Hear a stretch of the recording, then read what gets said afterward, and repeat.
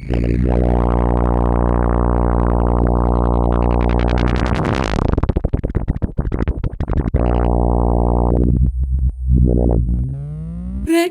tu pena y ahógala en el mar. Recoge tu pena y ahógala en el mar. Recoge tu pena y ahógala en el mar. Recoge tu pena y ahógala en el mar. Recoge tu pena y ahógala en el mar.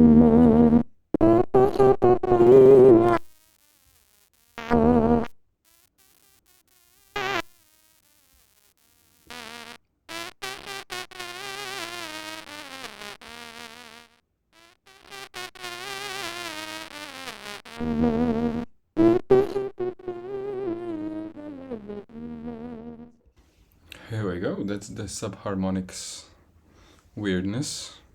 So I'll try to explain the parameters and the way this thing works.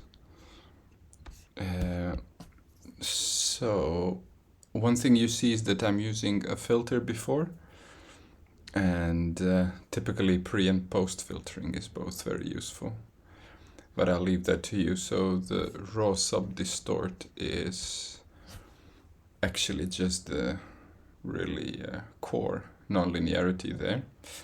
And the way it works is that it essentially detects zero crossings.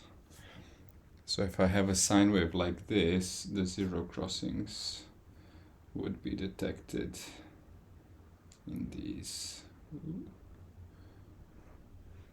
points. And then what happens is that a gate signal is derived such that one period is passed, the other period is muted, passed, muted, passed, muted. So actually the final waveform becomes this one.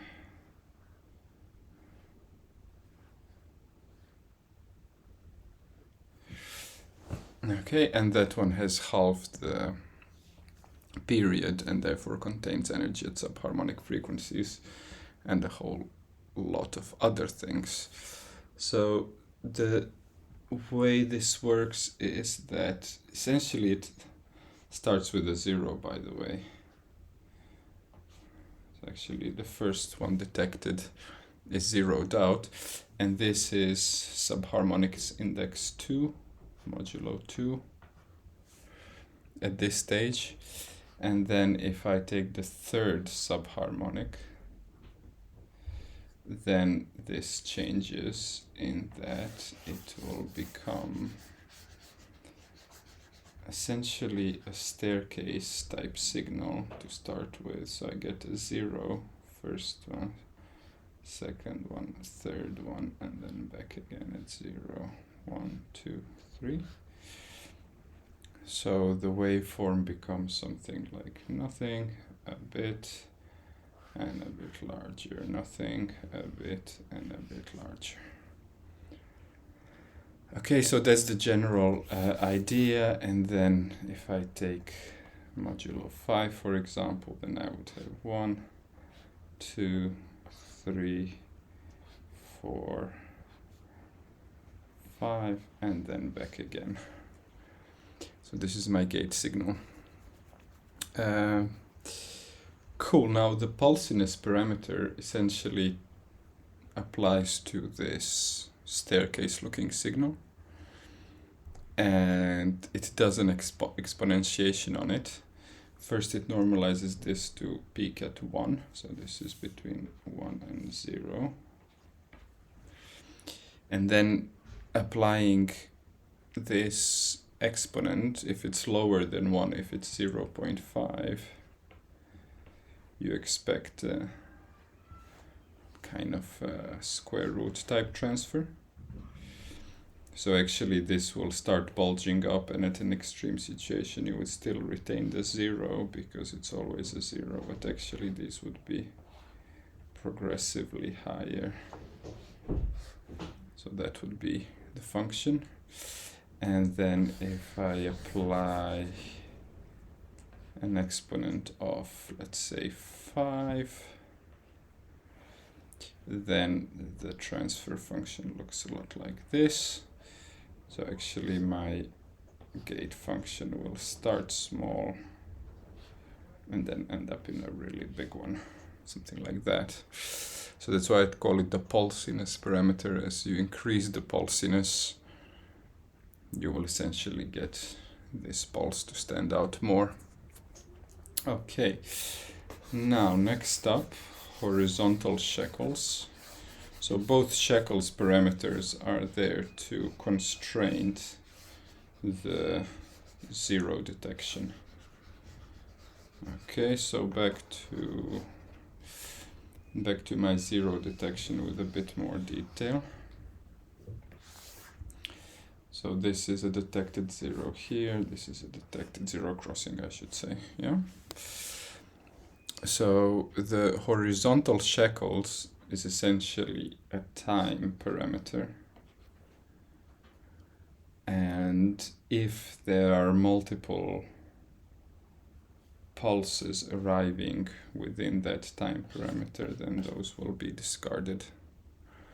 So it kind of acts as a low-pass filter as well. Typically, if you had a more noisy signal and something was happening here, for example, then these 0 crossings would not come through. So that's the horizontal shackles.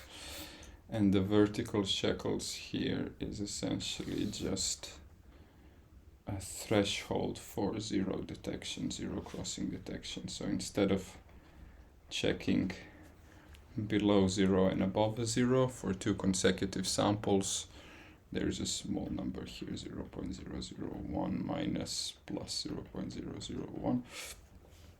So that essentially takes care of potential multiple crossings that would happen near the 0 if the signal is a bit more noisy.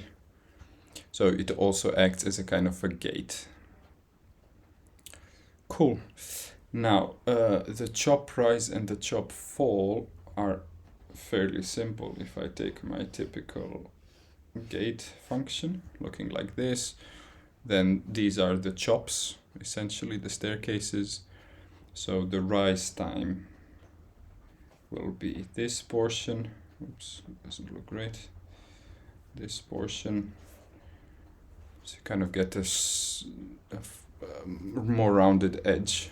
It's not as rich in higher frequencies. And then evidently the chop fall is the parameter that controls this curvature. So it is about curving the gate function. And finally, we have the tail. Okay, so I'll try to explain the tail by taking just a set of impulses. Okay, so this would be my regular impulses, but actually I'm expecting all sorts of things to happen potentially in my detector, getting the 0 crossings. So what the tail will do is it will actually create a kind of a function, a decay thing that acts on top of these pulses, and it's also thresholding all this as well. and this becomes the gain function. So actually, in this example, everything is full on, but when there is a decrease in zero crossing detection, when there is no zero crossing detected for a while, then the amplitude drops. So, because otherwise you actually hear the original coming through. So it kind of helps this gate effect come forward. And the drop is essentially manipulating the amplitudes here. So what will be, I won't go into the details there, and the time is obviously this slope here. So what is the duration of time for this to decay away? So by playing with these, you can sparse out the sound. So that's essentially it. Maybe just a brief problems. Actually, it's on the ID, isn't it? Here we go. So as you see, what's happening here, this is the code, is that I'm deriving the gate signal. I am lagging it. This is my rise and fall. And then I'm just multiplying it with the original. So actually the original audio signal is only being multiplied by the gate signal. That's the only thing that happens. Hence the raw subharmonic distortion. And this is what's inside. So we have a detector that gives us impulses for zero crossings. We have the time gate bit, which essentially excludes impulses if they arrive within a very short time frame. Then we count, which essentially makes the impulses a staircase type signal. Then we have the sub gate. This is where the modulo, the index of modulation, comes in. So you get the staircase dropping back to 0. And then I have the pulsiness here, which is the exponential transfer. And in a parallel to that, the detected zero crossings, impulses thus, go to the tail cropper. And the tail cropper, what it does is it creates the signal that I've just drawn. Oops. With these decaying bits from the peaks, and also does the hard thresholding, so it kind of sticks to 1 for the most of the time. And that's that. Enjoy the raw subharmonic distortion, and goodbye.